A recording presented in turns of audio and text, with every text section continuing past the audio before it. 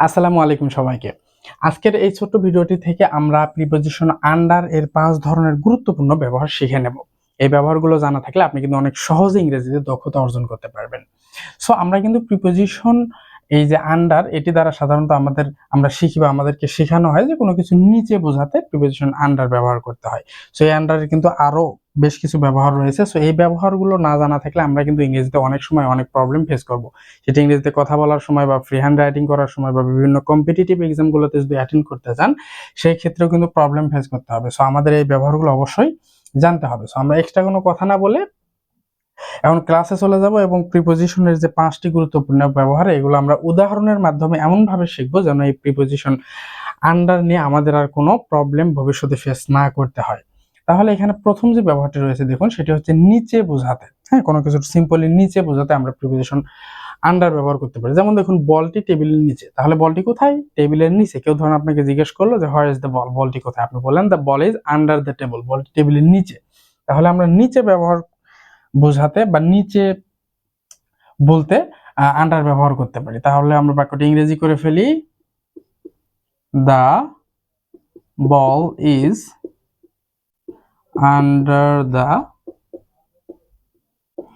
Table. The ball is under the table. বলটি টেবিলের নিচে। এখানে যদি আমরা বলতাম যে মানুষটি গাছের নিচে, কেউ ধরুন আপনাকে বললো লোকটি কোথায়? আপনি বললেন লোকটি গাছের নিচে। হ্যাঁ, গাছের নিচে হয়তো লোকটি দাঁড়িয়ে আছে বা বসে আছে। সেই ক্ষেত্রে আমরা কি বলতে পারি? The man is under the tree. তাহলে গাছের নিচে। এই যে আন্ডার, তাহলে আমরা এখানে নিচে কথাটির জন্য আন্ডার ব্যবহার করব। তাহলে আমরা বুঝলাম যে আমরা নিচে বোঝাতে আন্ডার ব্যবহার করে বলতে পারি। সো এই ব্যবহারটি আমরা মোটামুটি সবাই জানি। সো আমরা প্রথম ব্যবহারটি শিখে ফেললাম। দ্বিতীয় যে ব্যবহারটি রয়েছে সেটা হচ্ছে কারো অধীনে কাজ করা বোঝাতে। হ্যাঁ, আমরা যারা বিভিন্ন চাকরি করি বা বিভিন্ন কাজ করি অনেকের অধীনে কাজ করি। হ্যাঁ, কারো বসের অধীনে কাজ করে, কেউ ঊর্ধ্বতন কর্মকর্তার অধীনে কাজ করে। হ্যাঁ, তাহলে এই অধীনে কাজ করা বোঝাতে কিন্তু আমরা আন্ডার দ্বারা বলতে পারি। যেমন এখানে উদাহরণটি দেখুন, রৌপ তার বসের অধীনে কাজ করে। তাহলে রৌপ কার অধীনে কাজ করে? তার বসের অধীনে। সো এই ক্ষেত্রে আমরা আন্ডার দ্বারা বলতে পারি। বাক্যটিকে আমরা ইংরেজি করি। রৌপ ওয়ার্কস। এখানে ওয়ার্কস কেন হলো, এস কেন আসলো? কারণ রৌপ হচ্ছে থার্ড পারসন সিঙ্গুলার নাম্বার। ওকে, তাহলে রৌপ ওয়ার্কস আন্ডার হিজ বস। তাহলে rope works under his boss. Rope তার বসের অধীনে কাজ করে। তাহলে এই যে এখানে দেখুন আন্ডার, হ্যাঁ, এই আন্ডার দ্বারা এখানে অধীনে বোঝানো হয়েছে। তাহলে রোপ তার বসের অধীনে কাজ করে। এখন আমরা যদি শুধু আন্ডার অর্থ নিচে কাজ করা, মানে আন্ডার অর্থ নিচে, এই ব্যবহারটি জানি, ধরুন বাকি ব্যবহারগুলো আমরা জানি না। তারপর আপনি ধরুন কোনো কিছু ইংরেজিতে শুনছেন বা ইংরেজিতে কোনো কিছু পড়তেছেন, হ্যাঁ, বা কোনো কোশ্চেন আসছে। সো আমরা দেখতেছি রূপ ওয়ার্কস আন্ডার হিজ বস। তাহলে আমরা তো জানি যে আন্ডার মানে আমরা শিখছিলাম যে নিচে প্রিপোজিশন।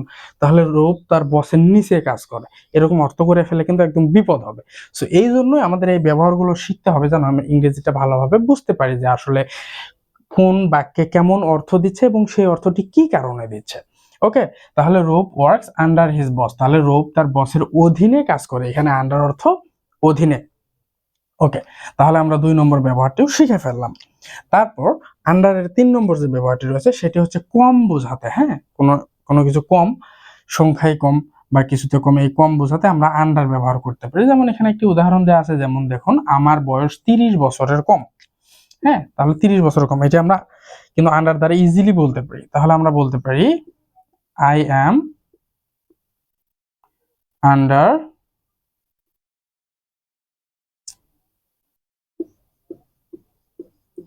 আন্ডার 30।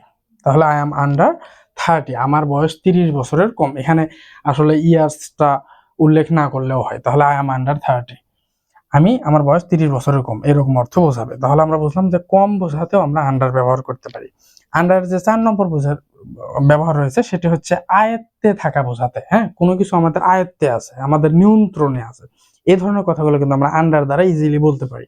কিভাবে? যেমন দেখুন পরিস্থিতি নিয়ন্ত্রণে রয়েছে। হ্যাঁ, অনেক সময় এই ধরনের কথা বলা হয় না যে পরিস্থিতি কেমন, উত্তেজিত নাকি? না, পরিস্থিতি নিয়ন্ত্রণে রয়েছে। সো এই কথাগুলোও আন্ডার দ্বারা আমরা বলতে পারি। তাহলে আমরা এটিকে ইংরেজি কিভাবে করতে পারি? দ্য সিচুয়েশন, হ্যাঁ, পরিস্থিতি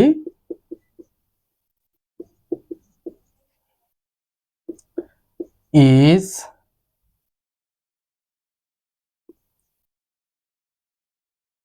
আন্ডার,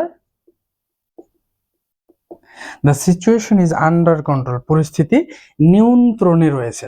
তাহলে আমরা বুঝলাম কোনো কিছু আয়ত্তে থাকা বোঝাতেও আমরা আন্ডার ব্যবহার করে এই ধরনের কথা বলতে পারি। তাহলে এখানে আন্ডার অর্থ কি দাঁড়ালো? আন্ডার অর্থ নিয়ন্ত্রণে এই জায়গাটিতে। তাহলে দেখুন, এই আন্ডার আমরা সিম্পলি শিখি যে আন্ডার অর্থ নিচে, বাট আন্ডারের কতগুলো অর্থ বিভিন্ন বাক্য ভেদে কিরকম অর্থ দেয়। যেমন দেখুন, এখানে আমরা বুঝলাম যে আন্ডার অর্থ নিচে অর্থ দিল, বাট এই বাক্যটিতে সেম আন্ডার এখানে অর্থ হচ্ছে অধীনে, কোনো কিছুর অধীনে।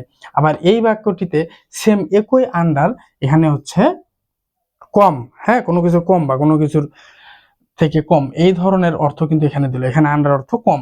তারপর একই আন্ডার আবার এই বাক্যটিতে দেখুন আন্ডার অর্থ নিয়ন্ত্রণে, হ্যাঁ, এখানে এই যে নিয়ন্ত্রণে অর্থ দিচ্ছে। তাহলে এই একই শব্দটি বিভিন্ন জায়গায় বসে কিন্তু বিভিন্ন ধরনের অর্থ দিচ্ছে। সো এই ব্যবহারগুলো যদি আমাদের না জানা থাকে তাহলে কিন্তু এই ধরনের অর্থ আমরা বুঝতেও পারবো না এবং ইংরেজিটা আমাদের জন্য অনেক জটিল হয়ে যাবে সেই ক্ষেত্রে। সো সেই জন্য এই ব্যবহারগুলো অত্যন্ত গুরুত্বপূর্ণ, আমাদের ব্যবহারগুলো অনেক সুন্দরভাবে বুঝে নিতে হবে। ওকে, 5 নম্বরের যে ব্যবহারটি রয়েছে আন্ডারে, সেটা হচ্ছে দেখুন কোনো কিছুর নিচে ঢেকে থাকা বোঝাতে। এখানেও আসলে মূলত নিচে অর্থ দিবে।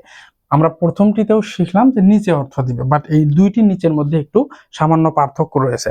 এই নিচে বোঝাতে সিম্পলি কোনো কিছুর নিচে, বলটি টেবিলের নিচে, সিম্পলি টেবিলের নিচে রয়েছে, মানুষটি গাছের নিচে, সিম্পলি গাছের নিচে রয়েছে। বাট এখানে কিছুর নিচে ঢেকে থাকা বোঝাতে, অর্থাৎ এটি ধরুন আমরা উদাহরণের মাধ্যমে দেখি, মোবাইলটি বালিশের নিচে। তাহলে মোবাইলটি কোথায় রয়েছে? বালিশের নিচে। বালিশ দ্বারা মোবাইলটা একদম ঢাকা রয়েছে, ঢেকে, হয়তো দেখা যাচ্ছে না, হ্যাঁ। সো এই ধরনের ঢেকে থাকা বোঝাতেও আমরা আন্ডারের ব্যবহার করতে পারি কিন্তু। তাহলে আমরা এটি একটু ইংরেজি করে ফেলি। The mobile is under the pillow. এখানে পিলো অর্থ কিন্তু বালিশ, হ্যাঁ, পিলো অর্থ বালিশ। তাহলে দা মোবাইল ইজ, মোবাইলটি আন্ডার দ্য পিলো, বালিশের নিচে। তাহলে আমরা বুঝলাম কোনো কিছু নিচে যদি ঢেকে থাকে সেই ক্ষেত্রেও আমরা আন্ডার দ্বারা এই কথাগুলো বলতে পারি।